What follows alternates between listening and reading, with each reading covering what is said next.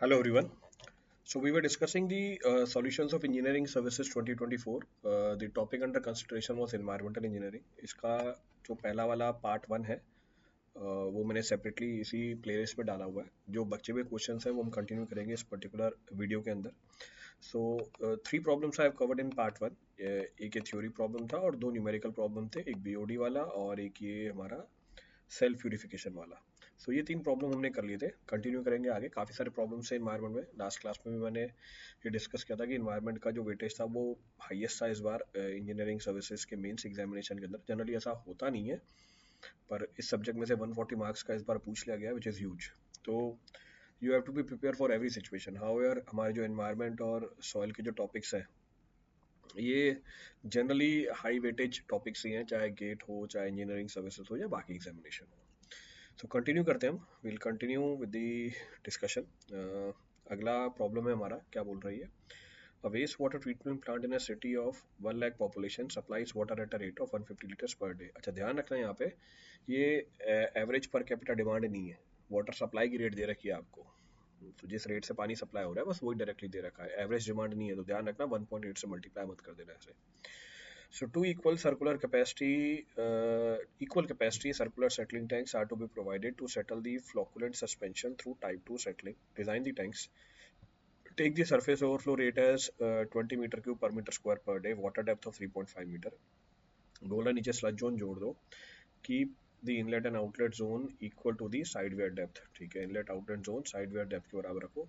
Calculate the wear loading. Draw the sketch of the tank showing all the zones and dimensions. अच्छा, sketch भी बनाना है आपको. तो बढ़िया सवाल है सिंपल सा. तो सॉल्यूशन निकालते हैं. तो पहले तुम क्या करेंगे, पहले हम बात करेंगे डिज़ाइन डिस्चार्ज जो सप्लाई हो रहा है. तो डिज़ाइन डिस्चार्ज को हमने मान लिया which is equal to total water supply. so design discharge which is equal to total water supplied. so qd, this will be equal to what, population. 1 lakh की पॉपुलेशन है और 150 लीटर से मल्टीप्लाई कर दिया, 150 लीटर से मल्टीप्लाई कर दिया और लीटर को कन्वर्ट कर दिया मीटर क्यूब में. सो 10⁻³ और कर दिया. सो 10⁻³. तो 302 150. So comes out to be how much, metre cube. नीचे मीटर क्यूब में ही है ना हमारी सारी values, all the values are in metre cube only. तो हटाएं, अगर ये 3 जीरो हट जाते हैं तो हमारी वैल्यू आ जाती है 1.5. 2 जीरो तो यही है और 1 2 3 4 5, 2 जीरो ये है. 10⁴ मीटर क्यूब पर डे. सो 10⁴ मीटर क्यूब पर डे. एक बार क्रॉस वेरीफाई कर लेना है, this is the value which is coming.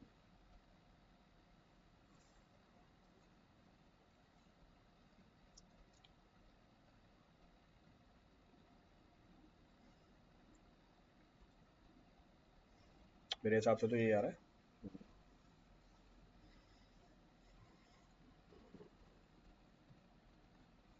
चलो आगे बढ़ते हैं. नेक्स्ट, इसको डिवाइड कर दिया दो सर्कुलर टैंक के अंदर. So will say as 2 tanks are used, दो टैंक यूज हुए हैं. So water treated by each tank, तो इसको हमने बोल दिया Q which is equal to QD/2. So 1.5 into 10⁴ divide by 2. So value कितनी आ जाएगी, 0.75, यानी 7.5 इंटू 10⁵. तो 7.5 into 10⁵ metre cube per day. तो एरिया निकाल लो. So area required will be how much, design discharge by surface overflow rate. So 7.5 into 10⁵ divided by 20. So it comes out to be 375 meter square. So assume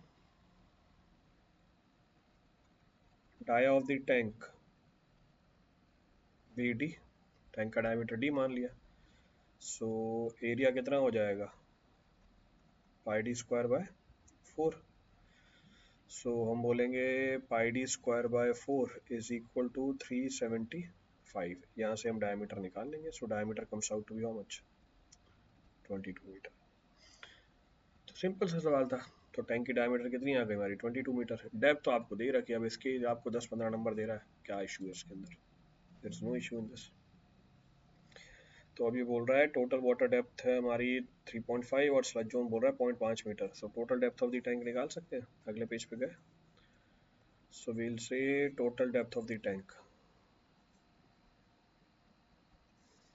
so total depth of the tank, so total depth of tank, total depth of the tank H will be equal to 3.5 plus 0.5 जो हमारी sludge zone है। This is equal to how much, पीछे क्या दे रखा है,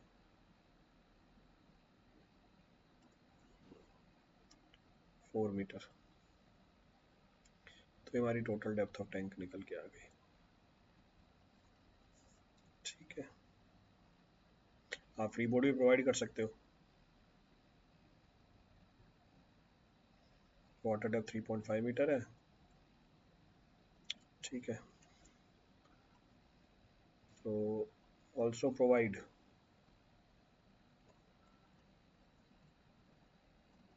free board of 0.5 metre. हो गया सवाल खत्म। So also provide free board of 0.5 metre. 0.5 metre का फ्री बोर्ड दे दो, तो आप टैंक बना सकते हो आप पूरा। Tank you can construct. So हमारा डायमीटर है 22 मीटर। फिर क्या बोल रहा है, inlet zone outlet zone is equal to the side water depth. Side water depth तो कितनी हो जाएगी हमारी, साइड वाटर डेप्थ हो जाएगी हमारी 4 मीटर। अच्छा, इसमें और कुछ भी पूछा हुआ है, वेयर लोडिंग रेट वो निकाल लेते हैं, फिर डायग्राम बना लेता हूँ मैं। सो वेयर लोडिंग रेट किसके बराबर होती है,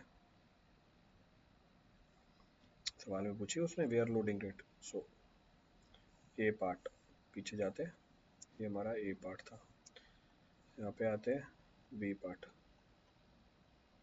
now weir loading rate, so weir loading rate, rate of flow of water to the perimeter.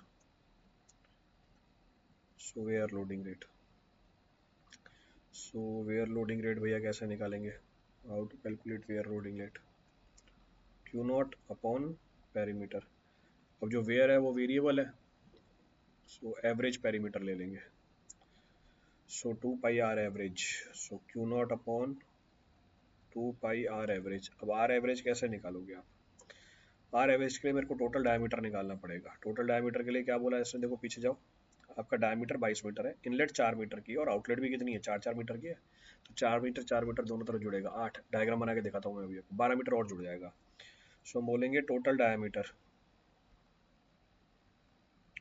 Total dia including inlet and outlet zone is 34 metre. ये हमारा 34 मीटर है। तो 4 मीटर घटा दोगे 30 मीटर आ जाएगी, तो एवरेज रेडियस है हमारी। So will say average radius will be how much, average radius will be equal to 34 minus 4/2 into 2 divide by 2। तो 2-2 मीटर दोनों तरफ से घटाया, 4 मीटर हो गया 30, ये आ गया हमारा 15 metre. This is 15 metre. So weir loading rate, so weir loading rate, discharge कितनी है हमारी, एक टैंक की 7.5 into 10⁻³ divide by 2 pi into 15। Calculate करके बता दो कितना आ रहा आंसर, सिंपल सा है।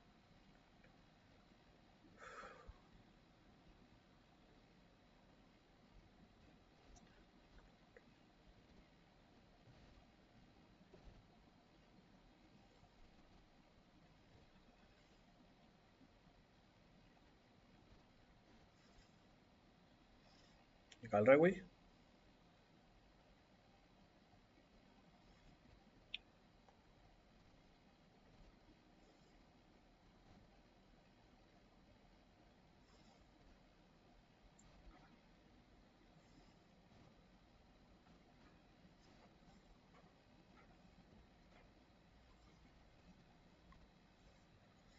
तो अप्रॉक्सीमेटली वैल्यू आ जाती है हमारी 79.6 metre cube per metre per day.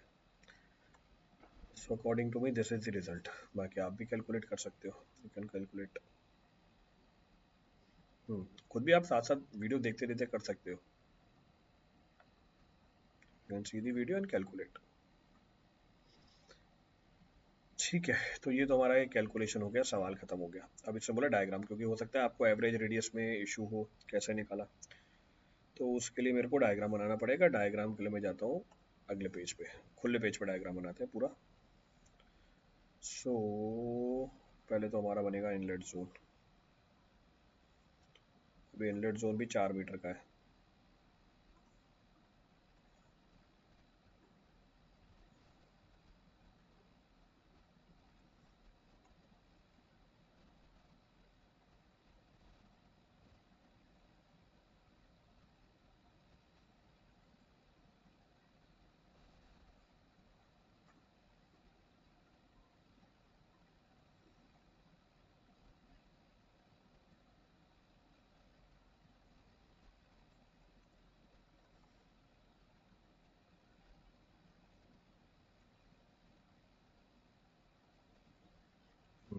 Diagram scale पे नहीं होती है, हर बार क्लास में डिस्कस करता ही हूँ मैं,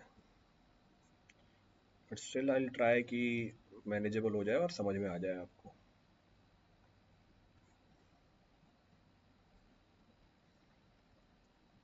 हम्म, ये लो, ये 4 मीटर का है इसलिए इतना बड़ा बनाया मैंने इसको।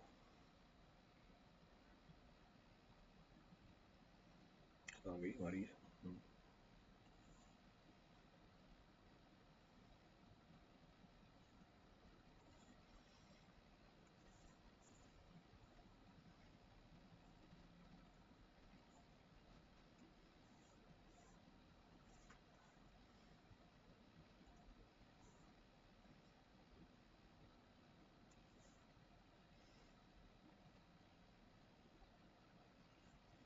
हम्म, बढ़िया, सही है। देखो ये डायमीटर आपने निकाला था कितना, 22 मीटर का। अब इनलेट जोड़ दिया इसके अंदर, डायमेंशंस मार्क करता हूँ। ये आपने निकाला था 22 मीटर, तो रेडियस हो गई थी हमारी 11 metre. This was 11 metre, this was 11 metre, और फिर ये 4 मीटर हमने साइड वेयर जोड़ दी, 4 मीटर दोनों तरफ। अब ये जोड़ोगे तो टोटल आ जाएगा हमारा 34 मीटर। ये ऊपर में लिख दूंगा 34 मीटर टोटल।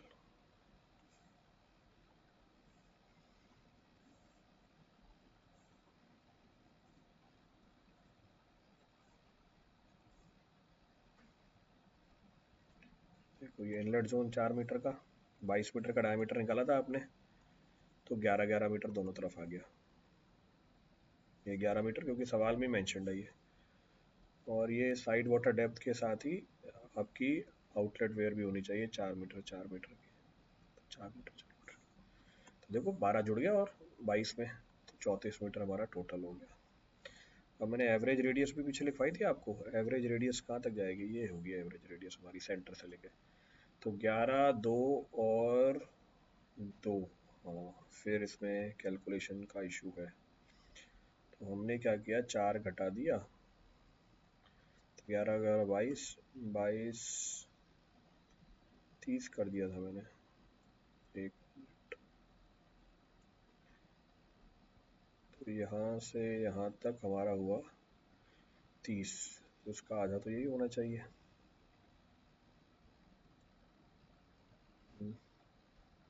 तो रेडियस हमारी 15 ही आ रही है ना, 11, हाँ सही है। मैं अभी गलत कैलकुलेट कर रहा था। एवरेज रेडियस है 15 मीटर, देखो 11 ही है, दो दो जोड़ा दोनों तरफ से,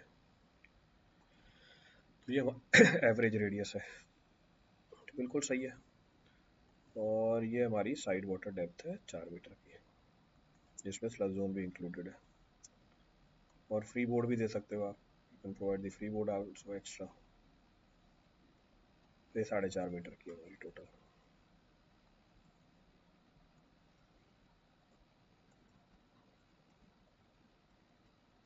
4.5 मीटर, 4 मीटर की वाटर डेप्थ लिख देता हूँ मैं यहाँ पे। 4 मीटर वाटर डेप्थ, आधे मीटर की स्लज जोन नीचे, और 0.5 मीटर का फ्री बोर्ड। नहीं, 3.5 मीटर की आई थी ना ये टोटल, ये 3.5 मीटर है। सो 3.5 मीटर की है, तो ये फ्री बोर्ड बची हुई है। तो ये हमारा डायग्राम बन गया। अब जाके ये सवाल खत्म हो जाता है हमारा। Now the problem is finished. Note कर लो इसको, you can note it of.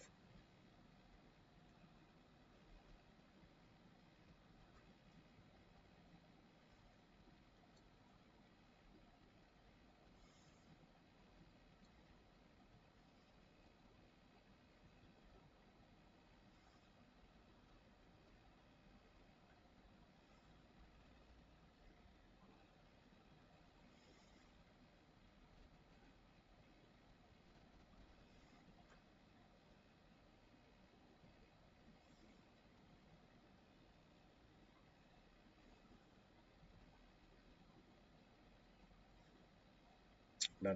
तो मेरे ख्याल से कर लिया होगा। आगे बढ़ते हैं, अगले सवाल पे आते हैं। देखो अगला सवाल क्या है हमारा। अगला सवाल है, in an ideal granular media filter the entire depth of the filter media should contribute to the retention and removal of the solid. ठीक है। Ensuring the longer filter run, less head loss and greater filtration rate. ठीक है, पूरा depth होना हमारा same filter media से होना चाहिए। Why will the single media filter fail to achieve this. अच्छा, सिंगल एक ही फिल्टर मीडियम दिया आपको, जो लॉन्गर रन नहीं मिलता, हेड लॉस कम नहीं मिलता, और ग्रेटर फिल्ट्रेशन रेट नहीं मिलती अगर आपने एक ही फिल्टर मीडियम लगाया। How can the mix media filter approach an ideal filter in performance. So how can the mix media filter approach an ideal filter in the performance. ठीक है, तो अगला पार्ट ये पूछा हुआ है इसमें, approach an ideal filter in the performance. ये कैसे आइडियल फिल्टर को अप्रोच करता है परफॉर्मेंस के अंदर। ठीक है, तो हम क्या बोल सकते हैं, व्हाट कैन वी से, we can say that in an ideal granular media filter, the entire depth of the filter media indeed plays a crucial role in retaining and removing the solids। बिल्कुल सही बात है। However, the single media filter may fall short in achieving this। Why it is so? ऐसा क्यों होता है, क्या reason हो सकता है इसका। Due to the inherent limitations to a single type of filter media। क्या इनहेरेंटेंस है, क्या दिक्कत है एक single type of filter media की, वो देख लेते हैं कि एक सिंगल फिल्टर मीडिया लगाया आपने, इससे क्या दिक्कत हो सकती है।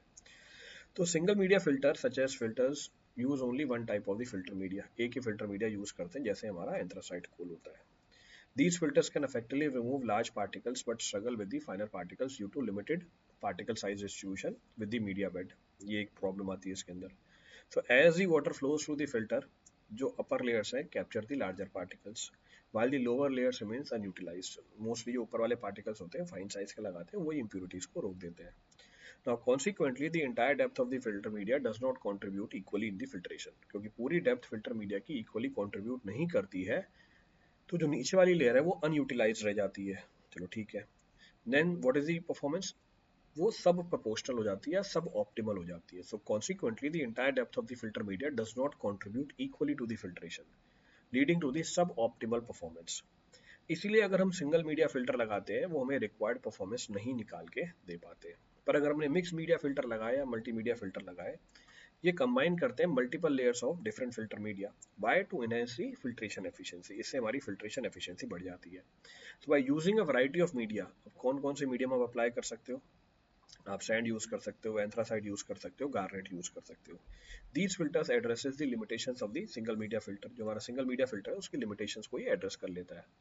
How, so there are several approaches by which our mixed media filter targets the ideal filter performance। कैसे, पहला पॉइंट, पार्टिकल साइज रेंज बहुत वाइड होती है। particle size range, so each media layer has a specific particle size range। Coarser media is provided at the top, it captures the larger particles, while the finer medium particles are at the bottom, it captures the smaller particle। Progressive filtration takes place, कहने का मतलब है water flows through these layers subsequently allowing the each layer to contribute to the particle removal. एक minute, मेरे ख्याल से light चली गई।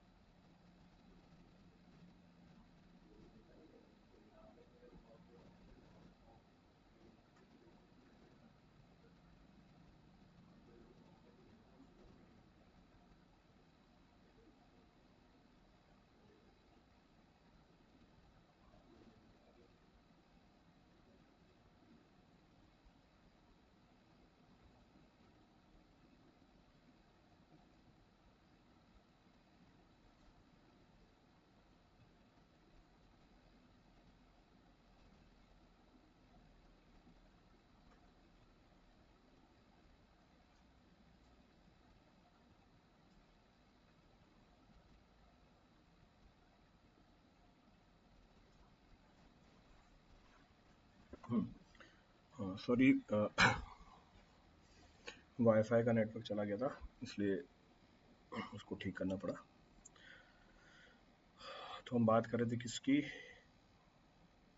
हम बात कर रहे थे हाँ, कि मिक्स मीडिया फिल्टर जो अप्रोच है वो कैसे आइडियल फिल्टर परफॉर्मेंस को रीच करती है। तो पहला पॉइंट था हमारा particle size range. Progressive filtration की हमने बात कर ली थी कि water flows through layer subsequently allowing each layer to contribute to the particle removal. ठीक है, तो हर पार्टिकल लेयर क्या कर रही है,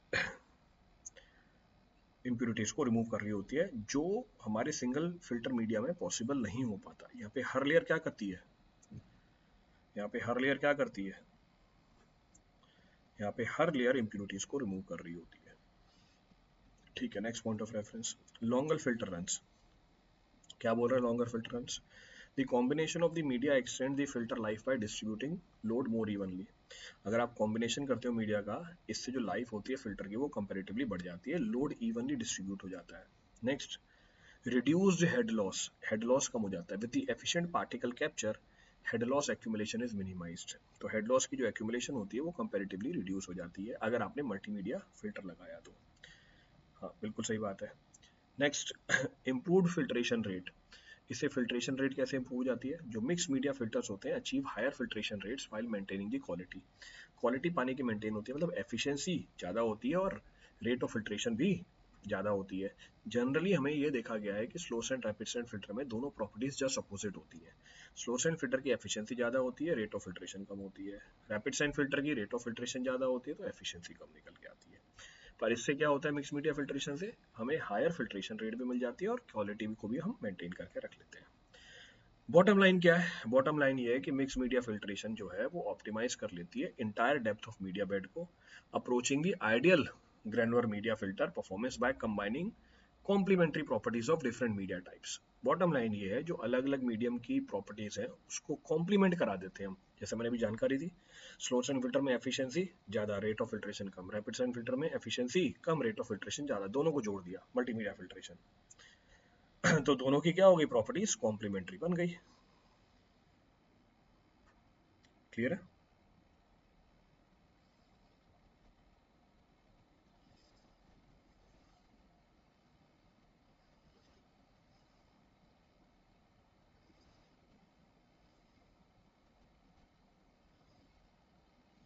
क्लियर है?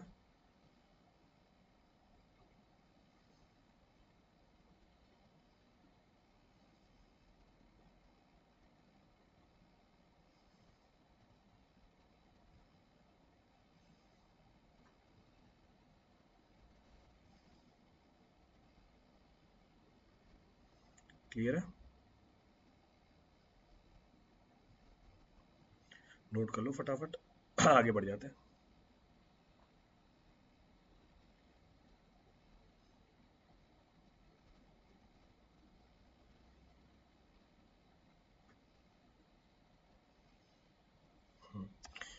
चलो आगे बढ़ जाते हैं। So will continue. कंटिन्यू करते हैं। Design a tube well for designing data. अच्छा, तो design a tube well for the following data. Yield required दे रखी है, radius of circle of influence दे रखा है, कोफिशिएंट ऑफ परमिटिविटी दे रखी है, ड्रॉडाउन दे रखा है, थिकनेस ऑफ कन्फाइंड एक्यूफर दे रखा है। अब देखो, सवाल तो बड़ा ही आसान है। डिजाइनिंग की बात कर रखी है, इसका मतलब क्या निकालना है आपको? अगर हम प्राइमा फेशिया देखें, सवाल ने बोला डिजाइनिंग करो। Designing means what you have to calculate. क्या चीज कैलकुलेट करनी है आपको? फिर से मेरा नेट चला गया, एक मिनट रुको।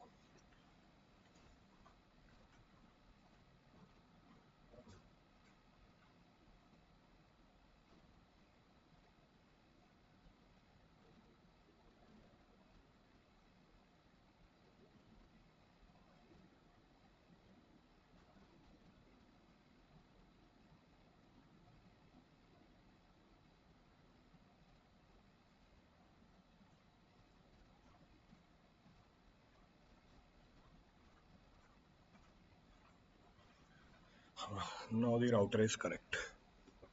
एक्चुअली मैं रिकॉर्डिंग भी दूसरी जगह से कर रहा हूँ, अपने स्टूडियो से नहीं कर रहा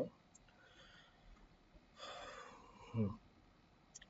सो हाँ, बात में कर रहा था प्राइमा फेशिया। अगर हम प्रॉब्लम को देखें, डिजाइनिंग का मतलब होता है डायमीटर निकालना, तो डायमीटर निकाल लेंगे।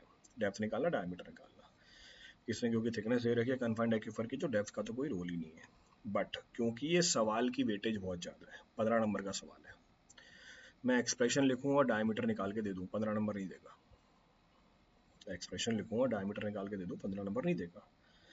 तो मैं डायमीटर तो निकाल के दे रहा हूँ एक्सप्रेशन डाल के।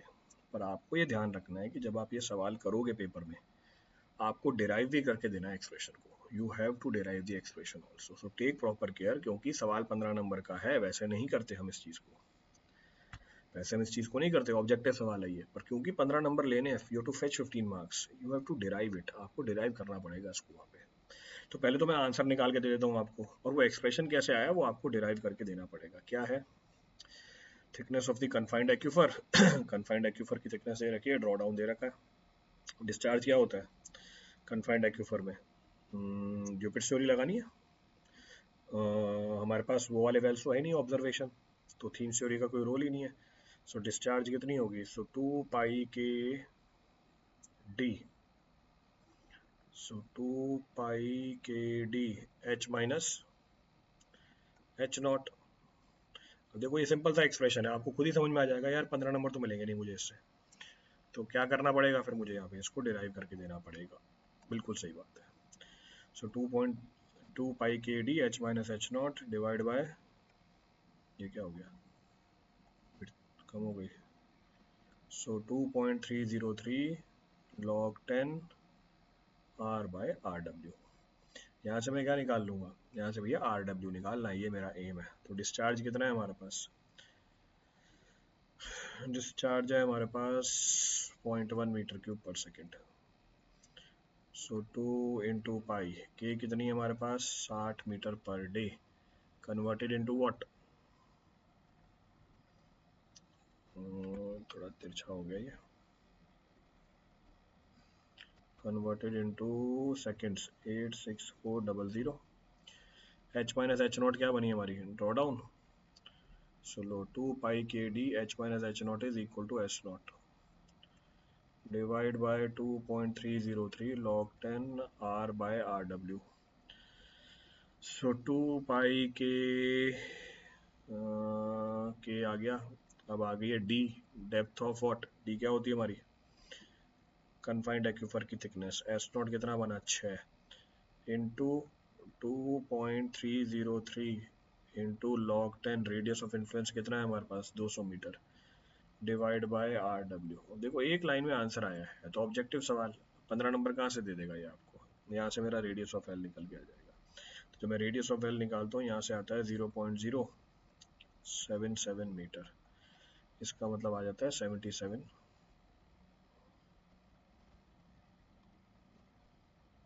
सो 7.7 centimetre. So dia of well is equal to 14 15.4, so 15.4। अब आप खुद ही आइडिया लगा लो, क्या आप मेरे को 15 नंबर दोगे इस सवाल को इस तरीके से करने के। तो ये प्रेजेंस ऑफ माइंड होती है, this is the presence of mind which you have to apply there. तो ये मत बोलना सर क्या हर सवाल में डेरिवेशन करना है, नहीं, हर सवाल में डेरिवेशन नहीं करना होता। क्या हर सवाल को डायरेक्टली सॉल्व कर सकते हो, नहीं, हर सवाल को डायरेक्टली सॉल्व नहीं कर सकते हो। ये बात डिपेंड कर जाती है किसके ऊपर, ये बात डिपेंड कर जाती है कितने नंबर का सवाल है। और क्योंकि यहाँ पे मुझे डेरिवेशन करनी है और फॉर्मली मैं सॉल्यूशंस करा रहा हूँ, so I have to mention the derivation also, बिना उसके काम चलेगा नहीं। तो ये हमारा है test well, this is the test well, कोई ऑब्जर्वेशन वेल नहीं है बगल में। मीडियम कैसी है हमारी, कन्फाइनिंग, तो कन्फाइंड एक्यूफर से पानी पंप आउट हो रहा है, तो ये हमारा कन्फाइंड एक्यूफर बन गया। सो this is our confined aquifer.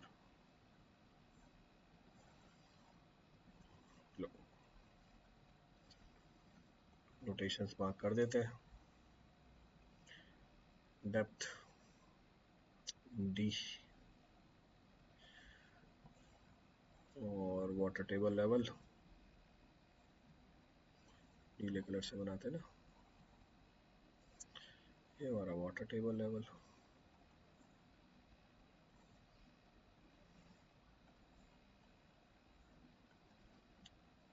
Water table level,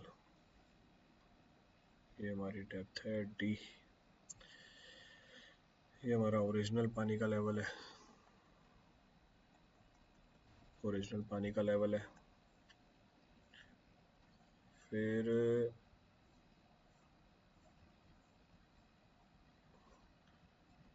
ये हमारे वेल में पानी का लेवल है जब आपने पंपिंग करी।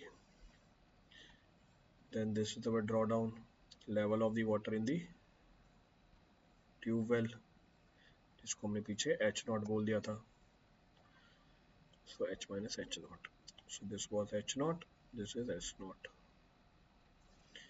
फिर एक हमारी है रेडियस ऑफ इन्फ्लुएंस, ये है हमारी radius of influence, so this is our radius of influence. फिर भैया हम एक एलिमेंट कंसिडर करेंगे, एलिमेंट के थ्रू डिस्चार्ज निकालते हैं, तो वो कलर चेंज कर देते हैं, हरे कलर से उठाते हैं। तो हमने क्या किया, एक्स डिस्टेंस की दूरी पे एक एलिमेंट कंसिडर किया, इसकी विड्थ कितनी है डी एक्स है, हटाया। तो एक्स डिस्टेंस की दूरी पे हमने एक एलिमेंट कंसिडर किया जिसकी विड्थ कितनी है डी एक्स है, width of which is equal to D X. So at a distance of x, an element is considered, width of which is equal to dx, जिसकी width हमारी dx है। इसके across head कितना है,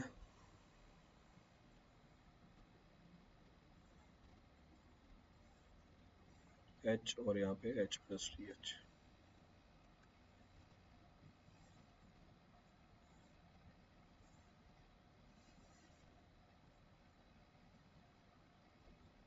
ये h है, ये h प्लस डी एच है। तो मैंने प्रोफाइल पूरी बना के दे दी है आपको। अब तो सिंपल सा है, ये जो मैंने एलिमेंट कंसीडर किया है उसके अक्रॉस हम क्या कैलकुलेट करेंगे, डिस्चार्ज कैलकुलेट करेंगे। Will calculate the discharge across that,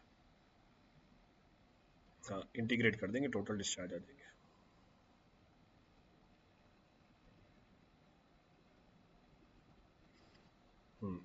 तो सिंपल सा है कि ज़्यादा कोई इशू नहीं है, डायग्राम बनाने का टाइम दे रहा हूँ, फिर बना लो।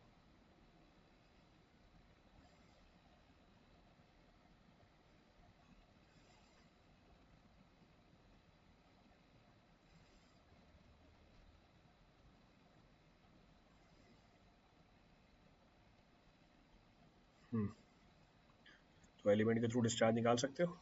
चलो अब कैलकुलेशन कर लेते हैं, बहुत टाइम हो गया। So will say dq, dq is equal to what,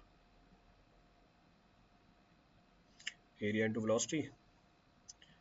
So area into velocity, so dq is equal to dA into velocity at a distance of x. So inverse करके लिखते हैं, कैलकुलेशन आसान होगी। vx कितनी है हमारी, Darcy's law, so Darcy's law, velocity is equal to ki, so I is equal to what, I is equal to over dh by dx, assumption लिया, dA is equal to what, dA is equal to 2 pi x into,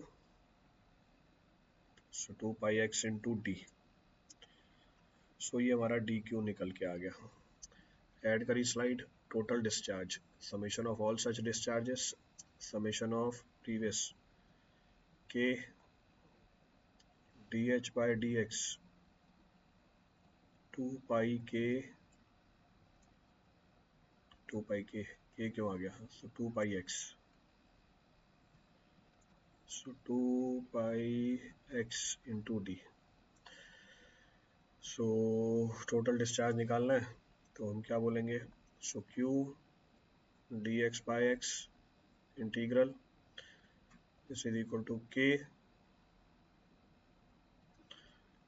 so k बाहर क्या आएगा और into 2 पाई, और क्या आ जाएगा d, फिर यहाँ पे आ जाएगा इंटीग्रल dh। x की वैल्यू कर वेरी कर रही है कहाँ से, rw से लेके r तक, हेड की वैल्यू वेरी करेगी कहाँ से कहाँ तक, h नोट से लेके कैपिटल H तक। सो q ln x varying from rw to r, so 2 pi k dh varying from h naught to h, so q is equal to 2 pi k d h minus h naught, ये लो derive हो गया हमारा। so 2 pi k d h minus h naught divide by ln r by rw, देखो ये expression था, ln की जगह मैंने क्या लिख दिया 2.303, लो आप भी लिख दो यहाँ पे, लो so q is equal to 2 pi k d h minus h naught divide by 2.303 log 10 r by rw। तो ये आपको डिराइव भी करके देना था पीछे एक्सप्रेशन, तो 15 नंबर पूरे आपके पॉकेट में।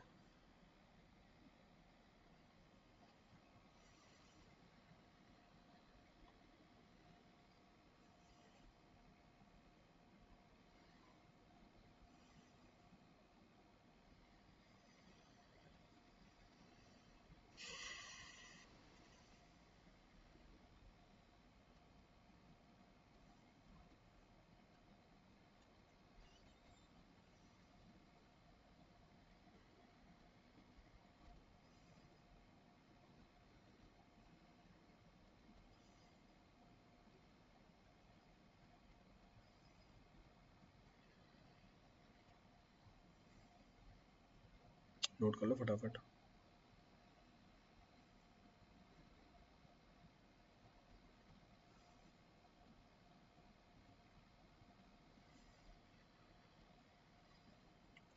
नोट कर लो फटाफट से। चलो आगे बढ़ते हैं, अगले सवाल पे आ जाते हैं। सो अगले सवाल पे आए, क्या है अगला सवाल, A settling column analysis is run to determine the settling characteristics of the sludge from an activated sludge reactor with the following results. Concentration of MLSS is given to you, settling velocity is given to you. ठीक है, activated sludge reactor मतलब ASP. ठीक है, type 3 settling. ठीक है, दोनों के लिए डिजाइन होगा. Solid loading rate, overflow rate. So the flow of the secondary clarifier is 4200 meter cube per day with the MLSS concentration of 2000 milligram per liter. Determine the diameter required of the clarifier for a pre-selected solid flux rate. तो solid flux rate आपको directly दे रखी है, तो diameter required score. Check the area requirement for the clarification function. अच्छा, वही जो मैंने बोला कि आपको डिजाइनिंग दोनों के लिए होती है, ओवरफ्लो रेट के लिए भी होती है, सॉलिड लोडिंग रेट के लिए भी होती है. So overflow rate, solid loading rate दोनों के लिए होगी है, तो to be done for both. ठीक है, दोनों के लिए करते हैं.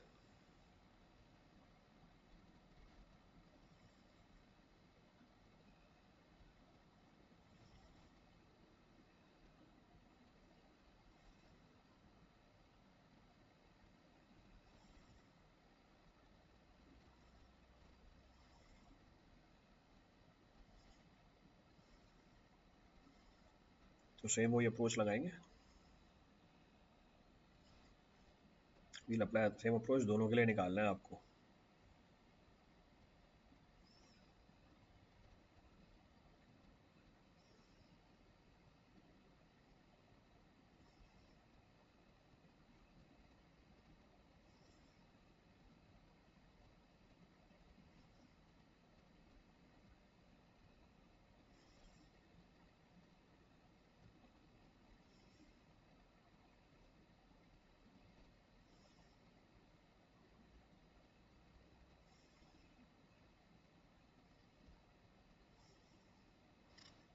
स्टार्ट करें.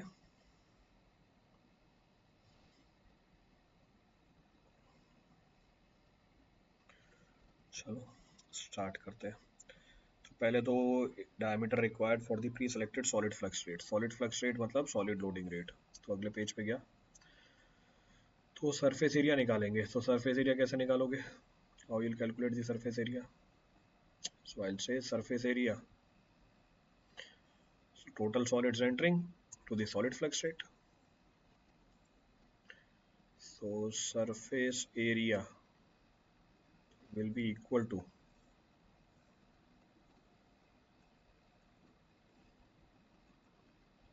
total solids entering the tank. So total solids entering the tank divided by solid flux rate. अब total solid जो enter कर रहे हैं वो कैसे निकालोगे आप? MLSS concentration दे रखी है आपको. So 4200 metre cube per day और वो कितना है? 2000 मिलीग्राम. यही है. So MLSS concentration is 2000 milligram per litre.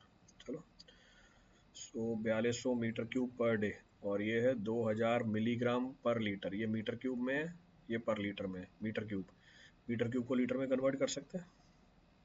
So metre cube को कन्वर्ट किया लीटर में. सो मीटर क्यूब को कन्वर्ट किया लीटर में और ये है मिलीग्राम में. मिलीग्राम को कन्वर्ट कर दिया किस में? किलोग्राम में. सो मिलीग्राम को कन्वर्ट कर दिया किलोग्राम में. तो मिलीग्राम को कन्वर्ट किया किलोग्राम में. नेक्स्ट ये है पर डे और मेरी जो आगे लोडिंग रेट है वो है पर आर.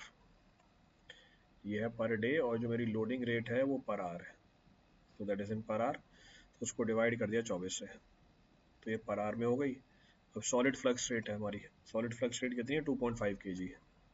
So 1/2.5 kg. यहाँ से डायरेक्टली एरिया किस में निकल के आएगा?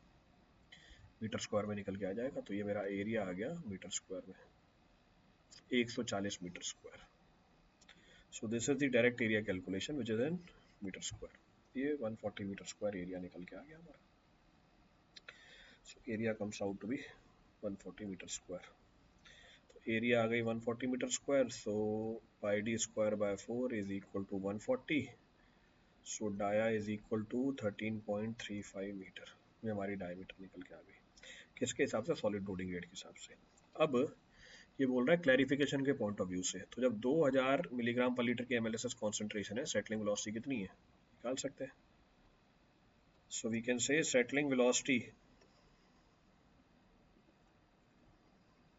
settling velocity corresponding to MLSS of 2000 milligram per litre, 2000 milligram per litre is, ये टेबल से उठाई 1.4 मीटर पर आवर, तो टेबल से उठा ली 1.4 मीटर पर आवर, तो यहाँ से एरिया निकाल सकते हैं। So surface area required for clarification, clarification के लिए जो एरिया चाहिए, discharge divide by velocity.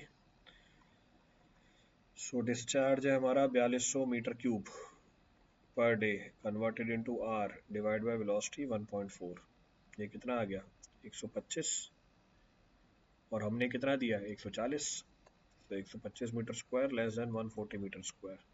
So will say जो डायमीटर आपने दिया है 13.35 इज ओके।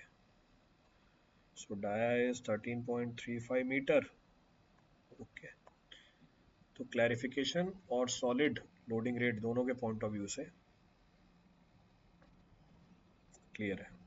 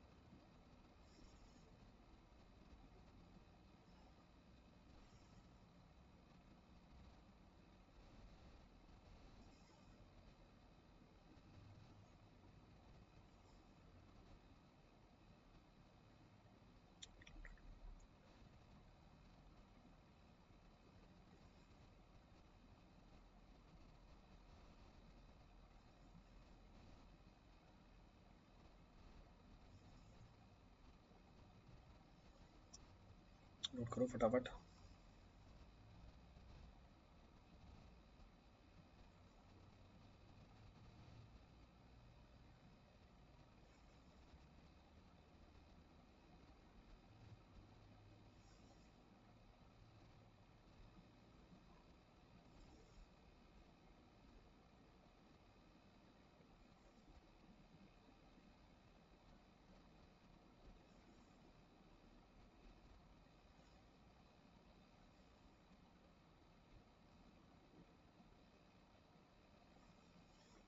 डन, नोट कर लिया।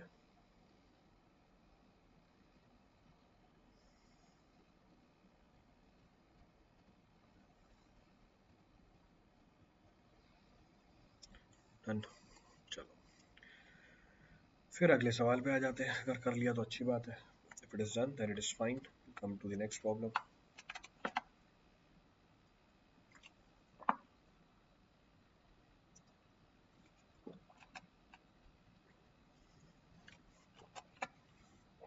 चलो देखिए अगला सवाल क्या है। अगला सवाल क्या बोलता है हमें? अगला सवाल ये बोलता है why do the conventional channel type horizontal flow grit chambers require the velocity control devices. ठीक है। What are the common velocity control devices that are used? ठीक है। What are the advantages that the aerated grit chamber has over the conventional grit chamber? तो तीन part है इसके अंदर। पहला बोल रहा है जो कन्वेंशनल टाइप हमारे हॉरिजॉन्टल फ्लो ग्रिड चैम्बर्स होते हैं उसमें वेलोसिटी कंट्रोल डिवाइसेस की रिक्वायरमेंट ही क्यों होती है, कौन से कॉमन वेलोसिटी कंट्रोल डिवाइसेस हैं, और जो हमारा एरेटेड ग्रिड चैम्बर है उसके क्या फायदे हैं हमारे कन्वेंशनल ग्रिड चैम्बर के ऊपर। तो तीनों पार्ट्स को आपको सेपरेटली मेंशन करना है। You have to mention all the parts separately, so take proper care of that. तीनों को अलग अलग उठा के चलोगे। तो पहला, so we can say with the variation in the sewage flow at the treatment plant. हमें पता है सीवेज ट्रीटमेंट प्लांट में डिस्चार्ज वेरिएबल होती है, कांस्टेंट नहीं बना सकते, क्योंकि शहर में पानी की डिमांड क्या होती है, वेरिएबल होती है। वही पानी कन्वर्ट होता है सीवेज के अंदर, तो सीवेज की डिस्चार्ज भी वेरिएबल होगी। हमने कोशिश करी इसको कांस्टेंट बनाने की, कैसे? सर्कुलर सीवर बना के। हमने सर्कुलर सीवर बना के इसको कांस्टेंट बनाने की कोशिश करी, पर तब भी इसमें वेरिएशन होगा. So now it is important that velocity of the wastewater in the grid chamber should be maintained nearly constant. Discharge variable यानी velocity variable मुझे velocity constant बनानी है. क्यों? Why it is so? अगर हमारा जो फ्लो है वो कम हो, रिक्वायर्ड से वेलोसिटी कम हो, तो हमारे जो इनऑर्गेनिक सॉलिड्स हैं उसके साथ साथ ऑर्गेनिक सॉलिड्स भी सेटल हो जाएंगे. तो ऑर्गेनिक इनऑर्गेनिक दोनों एक साथ सेटल हो जाएंगे. तो इनऑर्गेनिक के साथ ऑर्गेनिक सेटल हो गया, ग्रिड चैम्बर का पर्पस फिट हो गया. और अगर हमारी वेलोसिटी हायर है एवरेज से, if our velocity is higher then the average, then the velocity will exceed the critical velocity. और जो पार्टिकल सेटल हो गए इनऑर्गेनिक, उनकी भी क्या हो जाएगी, स्काउरिंग हो जाएगी. इसका मतलब फेलियर हो जाएगा, आपके ग्रिड चैम्बर का पर्पस ही डिफीट हो गया. आपके ग्रिड चैम्बर का क्या हुआ, पर्पस ही डिफीट हो गया. So the purpose of the grid chamber is totally defeated. इसलिए वेलोसिटी कंट्रोल डिवाइसेस की रिक्वायरमेंट जरूरी है. क्लियर है? तो पहला पार्ट तो यही है, this is the first part. ठीक है, आगे बढ़ते हैं. So we can say hence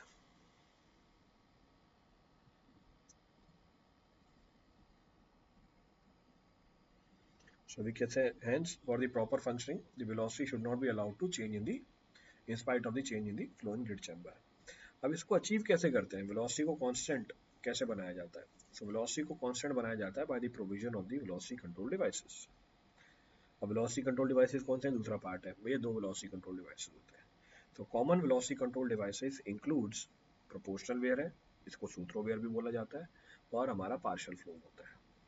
velocity control devices में भी proportional weir, Sutro weir and partial flow. इसके नाम आपको बस मेंशन करने थे. अच्छा, आपको ये भी डिस्कस कर रखा है कौन सा डिवाइस कब लगाते हैं, ये भी डिस्कस कर रखा है हमने, कौन सा डिवाइस कब का लगाते हैं. तो वो भी आप मेंशन कर सकते हो कि अगर रेक्टेंगुलर सेक्शन है तो आप किसे प्रोवाइड करोगे, पैराबोलिक सेक्शन है तो आप किसे प्रोवाइड करोगे. That also you can write. तो वो भी आपके ऊपर डिपेंड करता है, उसको भी प्रोवाइड कर सकते हो. तो that is up to you, वो आपके ऊपर डिपेंड करता है. हाँ, डिस्कस किया हुआ मैंने, यू कैन मेंशन इट कि रेक्टेंगुलर सेक्शन है, वो डिपेंड करता है मार्क्स कितने हैं हमारे, what is the weightage of the marks. तो अगर रेक्टेंगुलर सेक्शन अडॉप्ट किया हुआ है प्रोपोर्शनल वेयर प्रोवाइड करते हैं, पैराबोलिक सेक्शन अडॉप्ट किया हुआ है तो आप पार्शियल फॉर्म प्रोवाइड कर सकते हो. अब इतना ज़्यादा वेटेज का सवाल नहीं है कि आप डायग्राम भी बना के दे दो, ऐसे तो डिजाइनिंग भी है इसकी, डायग्राम भी बनाए जा सकते हो, ऐसा कुछ भी नहीं है, नथिंग लाइक दिस. नेक्स्ट, अब ये बोल रहा है कि एरेटेड ग्रिड चैम्बर के फायदे क्या होते हैं, तो फायदों की बात करते हैं. So on the other hand the aerated grit chamber offer several advantages. बहुत सारे एडवांटेजेस हैं हमारे एरेटेड ग्रिड चैम्बर के. क्या क्या है? पहला, कंसिस्टेंट रिमूवल एफिशिएंसी. जो एफिशिएंसी है रिमूवल की वो कंसिस्टेंट है इसके अंदर, तो कंसिस्टेंट रिमूवल एफिशिएंसी. तो aerated air chambers maintain reliable removal efficiency across the wide flow range, जबकि हमारे जो कन्वेंशनल है उसमें ऐसा नहीं है, लो डिस्चार्ज हाई डिस्चार्ज पे एफिशिएंसी वेरी कर जाती है. दूसरा, ऑर्गेनिक कंटेंट का रिमूवल. दूसरा क्या है, ऑर्गेनिक कंटेंट का रिमूवल. सो ऑर्गेनिक कंटेंट के removal, so they can effectively remove a relatively low putrescible organic content by controlling the aeration rate. तो ये क्या करते हैं, अफेक्टिवली रिमूव कर लेते हैं relatively low putrescible organic content को, कैसे, एरेशन रेट को कंट्रोल करके. Then improved downstream performance. Improved downstream performance, तो इनकी जो डाउनस्ट्रीम परफॉर्मेंस है वो कंपैरेटिवली क्या है, बेटर है. तो pre aeration in the aerated grit chamber can enhance the downstream unit performance. इसके बाद के जो यूनिट है उसकी परफॉर्मेंस को इंक्रीज कर देता है. ये कैसे, by reducing the septic condition of the incoming waste water. तो जो इनकमिंग वेस्ट वाटर है उसमें सेप्टिक कंडीशन को उठाता है. इसके बाद जो हमारे यूनिट लगे हुए हैं जहाँ पे ऑर्गेनिक मैटर हटता है उसकी परफॉर्मेंस कंपैरेटिवली क्या हो जाती है, बेटर हो जाती है. तो ये फायदे आगे निकल के, दिस इज द एडवांटेजेस.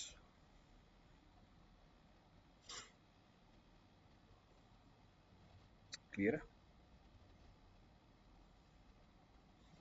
तो ये हमारा सवाल खत्म हो जाता है. This problem is finished. चलो आगे बढ़ते हैं, काफी सवाल है अभी आगे, और दो दो सवाल और है. So two problems are there, two नहीं, थ्री प्रॉब्लम्स आर देयर, तीन सवाल है अभी आगे. चलो करते हैं, खत्म तो करना ही है हमें सारा. ये सॉलिड वेस्ट का हर बार बोला जाता है, सॉलिड वेस्ट का सवाल आएगा, नोट्स में से आया डायरेक्टली सवाल. The problem is directly from the notes, directly वहाँ से उठा के आप इसको कर सकते हो, directly you can attempt this problem. चलो उठाते हैं, क्या है problem. So we can say a city of a million population generates 4.5 kg per capita per day of MSW. ठीक है, प्रोडक्शन दे रखी है. Collection truck of capacity 4.5 metric ton, averaging 2 trips per day at 75% capacity, operate all the days in a week to transfer the waste to the centralized processing and the landfill site. How many trucks per day will be required to transfer the waste? ठीक है. If about 45% of the waste is recycled, what is the mass of the MSW entering the landfill? If the density of the waste is 280 kg per meter cube, what is the volume of the MSW? Determine the area required for the landfill, which is projected with the projected life of 30 years. If the density of the compacted waste is 450 kg per meter cube and the maximum height of the landfill is limited to 15 meter, neglect the volume of the cover. Cover का volume नहीं लगाया, volume अगर consider करोगे तो जो height है वो बढ़ जाती है. So that is increased. तो क्या क्या पूछा है इसने? पहले तो ट्रक की जानकारी पूछी, खूब सारे पार्ट है. How many trucks will be required to transfer the waste. तो इसने मुझे ट्रक की कैपेसिटी दे रखी है 4.5 मीट्रिक टन और 2 ट्रिप लगा रहा है और 75% कैपेसिटी पे काम करता है ये. तो बोल रहा है कितने ट्रक रोज चाहिए होंगे, तो हमें क्या निकालना पड़ेगा, रोज कितना एमएसडब्ल्यू प्रोड्यूस हो रहा है. So MSW generated daily will be how much? 0.45 kg per capita per day multiplied by 1 million. So 4.5 into 10 raised to power 5 kg. So number of trips दे रखी है आपको, प्रोसेसिंग दे रखी है, एफिशिएंसी दे रखी है. ठीक है. Next transfer to the 75% capacity operates all the days in a week to transfer the waste to the centralized processing and landfill site. If about 45% of the waste is recycled, अच्छा 45% ही क्या हो रहा है, recycle हो रहा है. तो MSW which is transferred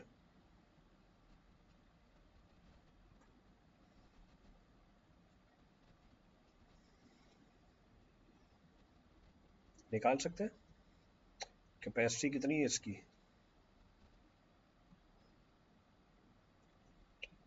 4.5 metric ton और 75% कैपेसिटी पे काम कर रहा है और एक ट्रिप पे काम करता है. ठीक है.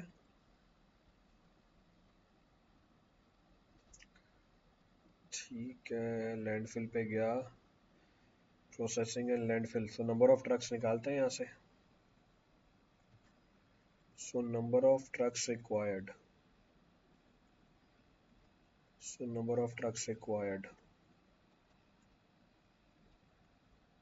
डायरेक्टली निकल के आ जाएगा. कितना वेस्ट ट्रांसफर करना है, KG. This much of the waste is to be transferred. और 4.5 मीट्रिक टन को कन्वर्ट किया केजी के अंदर. ठीक है, पर ये काम करता है अपनी 75% कैपेसिटी पे, मल्टीप्लाई किया 0.75 से, और ये लगाता है 2 ट्रिप भी तो लगाता है. तो इसका मतलब ये क्या कर सकता है, 4500 किलो उठाता है, 75% कैपेसिटी पे काम करता है. हाँ, और 2 ट्रिप्स लगा देता है एक दिन के अंदर. सो 2 ट्रिप्स लगा देता है एक दिन के अंदर. ठीक है. सो हमारी वैल्यू कितनी आ जाएगी, 45 के आगे 4 जीरो डिवाइड बाय 6750. तो ये नंबर ऑफ ट्रिप्स निकल के आ गई या नंबर ऑफ ट्रक्स निकल के आ गए. सो नंबर ऑफ ट्रक्स हमारे निकल के आ जाते हैं 67. पहला पार्ट सवाल का. नेक्स्ट क्या बोल रहा है, 45% of the waste is recycled. What is the mass of the MSW entering the landfill. Landfill में कितना मास जा रहा है. सो we can say mass of MSW entering the landfill. तो 100 minus 45 percentage into what, 4.5 into 10 की power 5. So this comes out to be how much, So 247,500 kg. So 247,500 kg, ये हमारा दूसरा पार्ट बन गया. इतना मास चला गया लैंडफिल पे. नेक्स्ट क्या निकल के आ रही है value? If the density of the waste is this much, what is the volume of MSW? अब इसने बोला है वॉल्यूम ऑफ MSW. ये जानकारी नहीं थी भैया किस चीज़ की वॉल्यूम. अब ये जानकारी नहीं दी अगले ने भैया किस चीज़ की वॉल्यूम है, काय की वॉल्यूम है, नहीं बताया गया है. So that information is not given to you. वो इन्फॉर्मेशन है ही नहीं हमारे पास. अब वो इन्फॉर्मेशन है ही नहीं तो हम तो टोटल की निकाल लेंगे, total volume of MSW. So total volume of MSW produced, we can say total volume of MSW produced. Total कितना वॉल्यूम प्रोड्यूस हुआ MSW का. So this will be 4.5 into 10 की power 5 divide by 280. So 1607 meter cube. So this is the total volume of the MSW produced. Next क्या है? Determine the area required for the landfill with the projected life of the year if the density of the compacted waste is. Compacted waste की density 450. What the maximum height of the landfill is 1.5 meter. Area पूछा हुआ है इसने आपसे. ठीक है, तो वो लैंडफिल में जो वेस्ट जा रहा है वो हमने निकाल लिया. कहाँ गया? ये रहा. लैंडफिल में जो वेस्ट जा रहा है. सो अगला, so volume of MSW. So volume of MSW disposed to landfill in 30 years. Disposed to landfill in 30 years. Disposed to landfill in 30 years. 30 साल में कितना वॉल्यूम डिस्पोज कर दोगे? सो एक दिन में हमारा आ रहा है 247,500. 30 साल में, एक साल में number of days divide by compacted MSW की density. So this comes out to be, ये वैल्यू कितनी निकल के आ गई? 6 into 10 raised to 6 metre cube. फिर हम निकाल सकते हैं area of the landfill required. So area of the landfill required, this will be 6 into 10 raised to 6 divide by height है हमारी 15 मीटर. सो 4 into 10 की पावर 5 मीटर. ये हमारे हाइट की रिक्वायरमेंट आ जाएगी. This is the requirement of the height.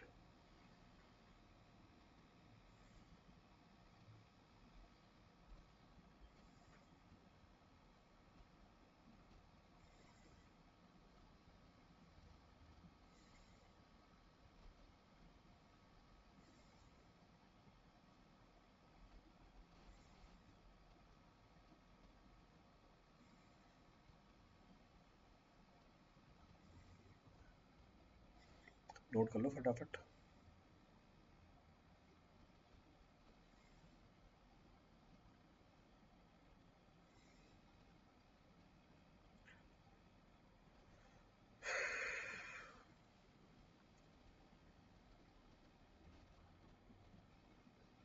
जल्दी note कीजिए.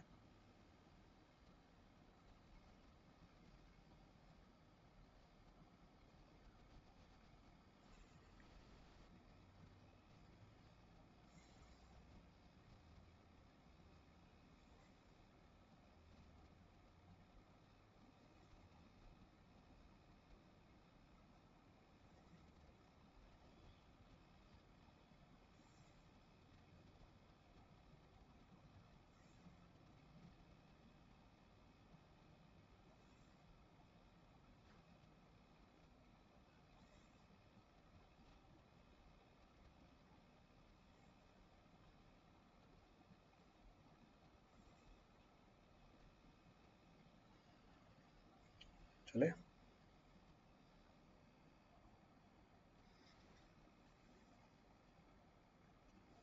चलो अगला सवाल उठाते हैं. तो अगले सवाल पे आ गए. अगला सवाल क्या बोल रहा है? Explain the following characteristics terms. अब ये एक हो सकता है अनकन्वेंशनल सवाल हो जो अलग अलग जगहों पे हमने पूरे थ्योरी में डिस्कस किया था, आपसे एक साथ पूछ लिया इसने. तो एक साथ बता देंगे। तो ये बोल रहा है explain the following characteristics terms for the biological organism based on their carbon and the energy sources. क्या क्या है हमारे, फोटोट्रॉप्स हैं, कीमोट्रॉप्स हैं, ऑटोट्रॉप्स हैं, हेटरोट्रॉप्स हैं। And arrange the following organism according to their trophic levels giving your reasoning. ठीक है, chemo heterotrophs, photo heterotrophs, photo autotrophs, chemo autotrophs. अच्छा, इनके एनर्जी लेवल के बिहाफ पे इनको अरेंज करना है हमें। चलो ठीक है। तो characteristics terms of the biological organism carbon और एनर्जी सोर्स के बिहाफ पे, तो पहला उठाया हमने फोटोट्रॉप्स। अब ये क्या होते हैं फोटोट्रॉप्स, इनका कार्बन का जो सोर्स होता है, so these phototrophs obtain their carbon from the carbon dioxide, यानी इनऑर्गेनिक कार्बन को ये कंज्यूम करते हैं। इनकी जो एनर्जी सोर्स होती है डिराइव करती है सनलाइट से। सनलाइट मतलब बोले तो फोटॉन्स। ठीक है, एग्जाम्पल कौन कौन से फोटोट्रॉप्स के, प्लांट हो गए, एल्गी हो गए, सम बैक्टीरिया हो गए, are the examples of the phototrophs. They use photosynthesis to convert the light energy into the chemical energy in the form of glucose. तो ये तो हमारा पहला कैटेगरी ऑफ ऑर्गेनिज्म आ गया, फोटोट्रॉप्स। नेक्स्ट है हमारे पास chemotrophs. Chemotrophs acquire their carbon from the organic molecules. ये ऑर्गेनिक मॉलिक्यूल से अपना कार्बन निकालते हैं। क्लियर है, या कार्बन डाइऑक्साइड से भी निकाल सकते हैं, दोनों ऑप्शन अवेलेबल है। तो हमारे होते क्या है, कीमोट्रॉप्स होते हैं। इनकी एनर्जी सोर्स क्या होती है, they obtain their energy from the oxidation of the chemical compounds. Chemical compounds के ऑक्सीडेशन से इनको एनर्जी मिलती है। So examples of the chemotrophs includes many bacteria, archaea, जो कीमो ऑर्गेनोट्रॉप्स होते हैं, derive the energy from breaking down the organic molecules, जैसे example sugar हो गया, फैट्स हो गया। while the chemolithotrophs are the organism which oxidize the inorganic substances। inorganic substances जैसे हमारी हाइड्रोजन गैस हो गई, अमोनिया हो गया, सल्फर हो गया, ये इसको ऑक्सीडाइज कर देते हैं, ये ऑक्सीडाइज दिस। तो ये हमारे क्या बन गए, कीमोट्रॉप्स हो गए, these are our chemotrophs. Next autotrophs. Autotrophs का जो कार्बन सोर्स होता है, so autotrophs assimilate the carbon directly from carbon dioxide, thus they are self sustaining in terms of carbon। ये सेल्फ सस्टेनिंग होते हैं अपने कार्बन के रिस्पेक्ट में। Next they can be either फोटोट्रॉप्स, ये फोटोट्रॉप्स हो सकते हैं, मतलब ये लाइट एनर्जी को यूज कर सकते हैं, और कीमोट्रॉप्स मींस केमिकल एनर्जी को भी यूज कर सकते हैं। क्लियर है। नेक्स्ट एग्जांपल, जो एग्जाम्पल्स हैं इसके बन जाते हैं, प्लांट है, एल्गी है, कुछ बैक्टीरिया है, ये ऑटोट्रॉप्स हैं। They can manufacture their own organic molecules from simple organic compound. तो सिंपल ऑर्गेनिक कंपाउंड से, ठीक है, बिल्कुल सही बात है। नेक्स्ट है हमारा क्या, हेटरोट्रॉप्स। हेटरोट्रॉप्स का carbon source, they obtain their carbon from the organic molecules that are synthesised by the other organisms. Energy source क्या होती है, they acquire the energy by breaking down the organic molecules through processes like respiration और fermentation. तो ये respiration और fermentation के process के through ही break down करते हैं ऑर्गेनिक मॉलिक्यूल्स को।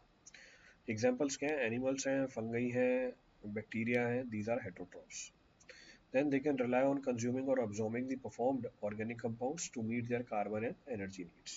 बिल्कुल सही बात है।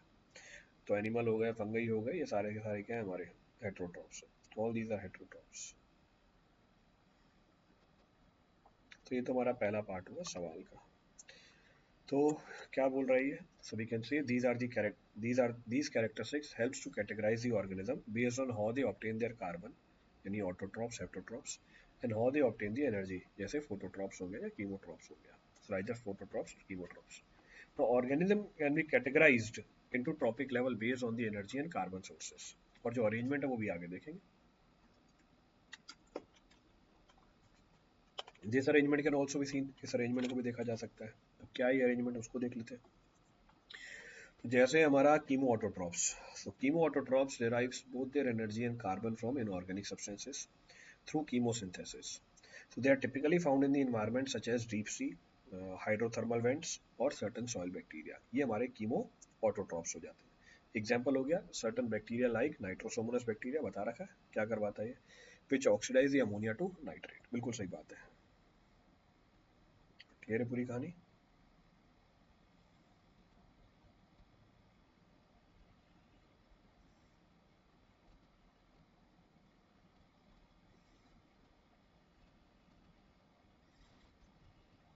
तो ये हमारा कीमो ऑटोट्रॉप्स हो गए। So these are our chemo autotrophs. Next हमारे पास है फोटो ऑटोट्रॉप्स। फोटो ऑटोट्रॉप्स क्या होता है, photo autotrophs use the light as the energy source to synthesize the organic compound from carbon dioxide. So they are primary producers at the base of many food chains and are essential for supporting the life through photosynthesis. Example हो गया जैसे हमारा plant, जैसे हमारा algae, जैसे हमारा कुछ bacteria, जैसे साइनोबैक्टीरिया. नाउ कीमोहेटोट्रॉप्स क्या होते हैं? Chemoheterotrophs obtain both energy and carbon from organic compounds. They rely on consuming the organic molecules produced by other organisms. Example है most animals, fungi and many bacteria are chemoheterotrophs. They play the role as consumer and decomposers in the ecosystem. ये role play करते हैं consumer का भी और decomposer का भी, दोनों रोल प्ले कर देते हैं ये. तो ये भी कैटेगराइजेशन हो गई. This is also one of the categorisation.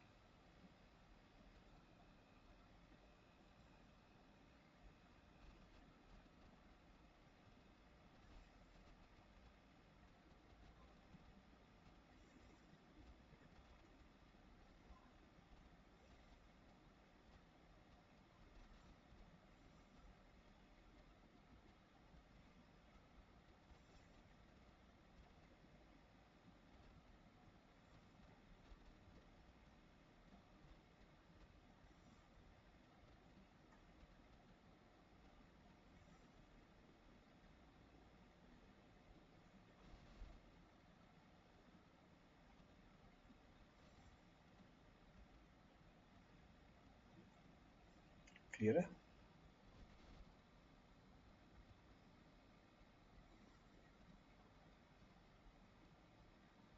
Hmm.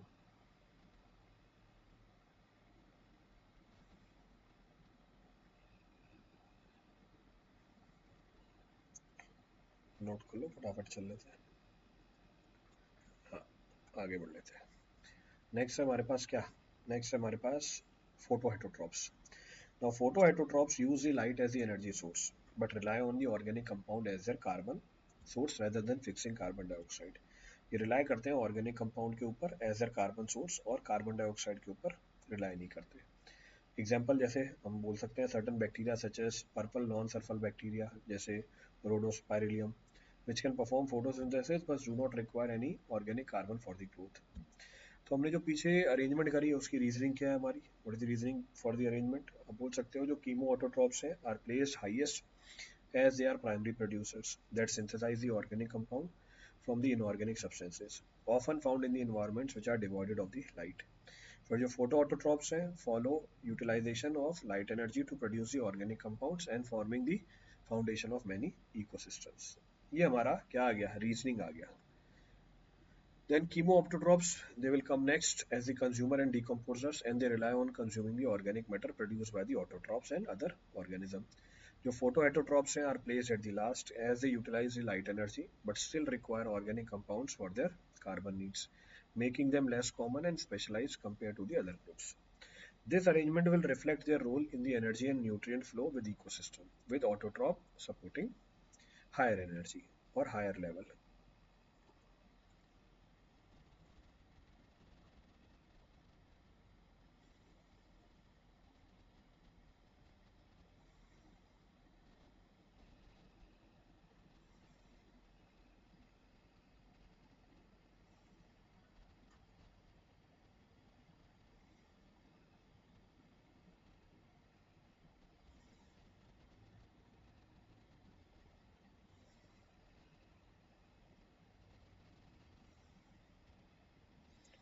Note कर लो.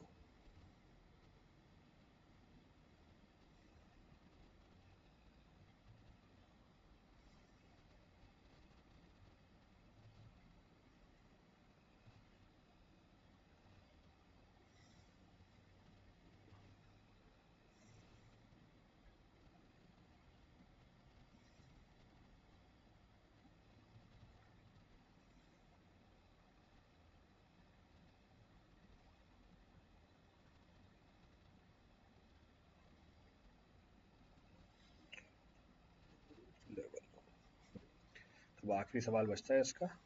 We are only left with the last problem. वो मेरे ख्याल से एयर पॉल्यूशन का है.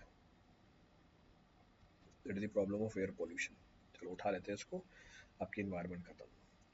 सो क्या बोल रहा है ये? The ambient air concentration of the carbon dioxide was reported as 4 milligram per metre cube at the temperature of 25 degree Celsius and pressure of 103.193 kPa. What will be the concentration in ppm parts per million at STP?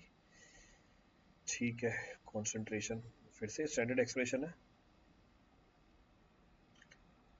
तो standard temperature pressure, ठीक है।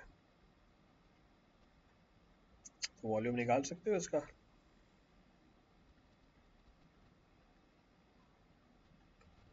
तो हमारी जो gas है वो कितना, एक मोल गैस का कितना वॉल्यूम ऑक्यूपाई करती है एसटीपी पे? 22.4 लीटर। दूसरे पे निकाल सकते हो।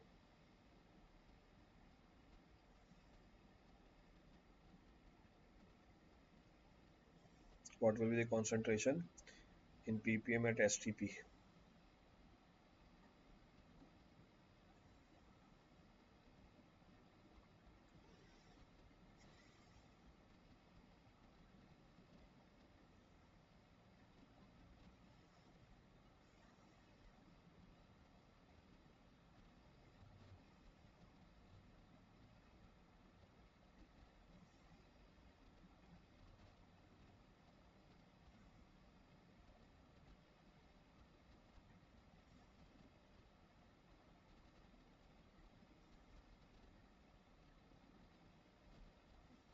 तो प्रेशर भी हमारा 101 होता है, ठीक है। तो यहाँ पे वॉल्यूम निकाल सकते हैं, so we can say, so volume occupied by 1 mole of gas at given conditions, जो हमारी गिवन कंडीशंस है, लेट अस सपोज V2, तो बोलेंगे P1 V1 by T1 is equal to P2 V2 by T2। P1 कितना है हमारा pressure, standard temperature pressure 325, temperature 273, volume 22.4 litre, तो pressure कितना दे दिया 103.193।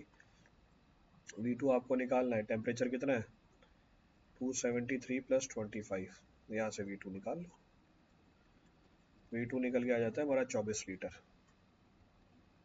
so it comes out to be 24 litre.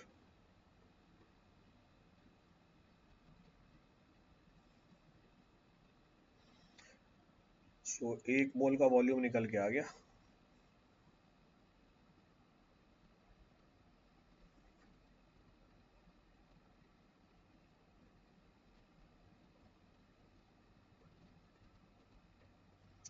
so एक मोल का वॉल्यूम निकल के आ गया, कितना है, so molecular mass is how much, तो हम बोलेंगे molecular mass of carbon monoxide। what is the molecular mass of carbon monoxide?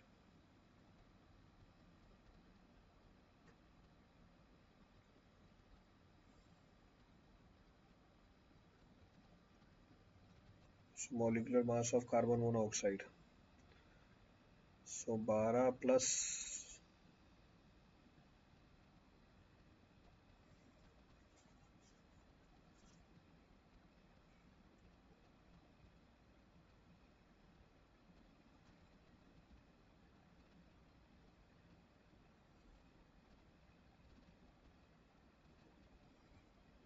Hang हो गया system,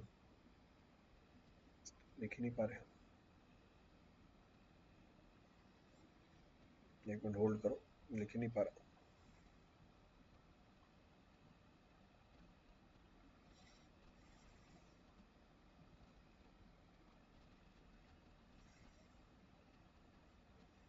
hmm 16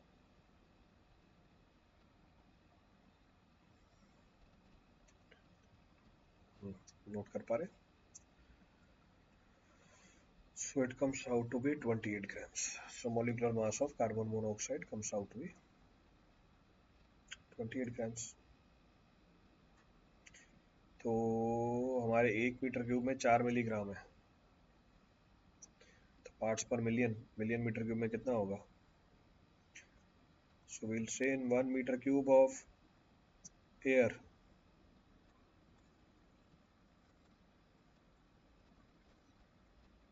mass of carbon monoxide 4 milligram in million, million बोले तो 10⁻⁶मीटर cube of air. Mass of carbon monoxide will be how much? 4 × 10⁻⁶, milligram को बदल दिया हमने kilogram में, तो 4 किलोग्राम. तो मॉलिक्यूलर मास पता है और टोटल वेट पता है, मोल्स निकाल सकते हैं. So will say number of moles of carbon monoxide in million, it is 10⁻⁶मीटर क्यूब ऑफ एयर.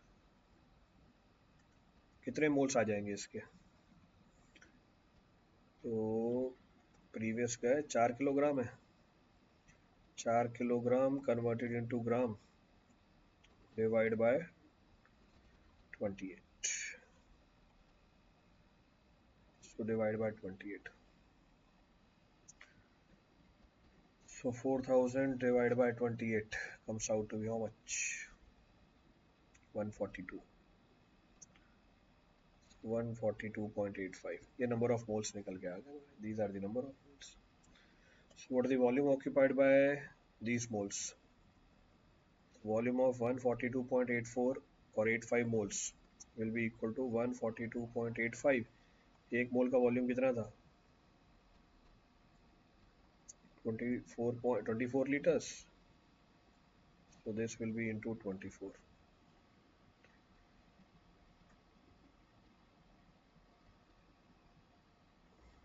तो इसको मल्टीप्लाई कर दो 24 से. So it comes out to be 3428.5. So 3428.5, 7 liters. ये हमारा लीटर्स आ गया. So value comes out to be how much? Metre cube है ना? नहीं, 24 लीटर है ना? So this comes out to be how much?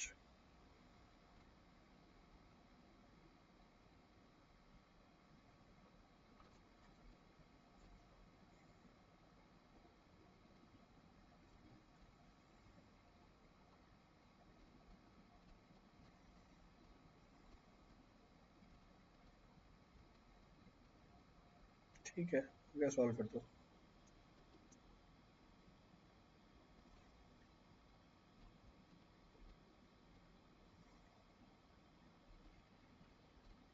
तो कितने पार्ट्स पर मिलियन आ गई?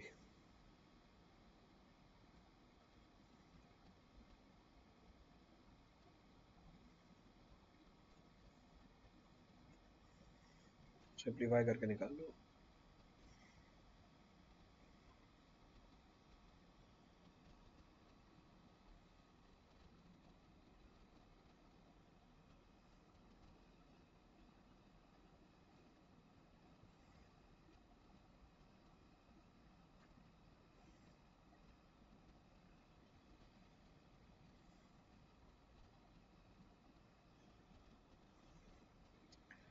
So how many parts are there? 5 point नहीं, 3 point.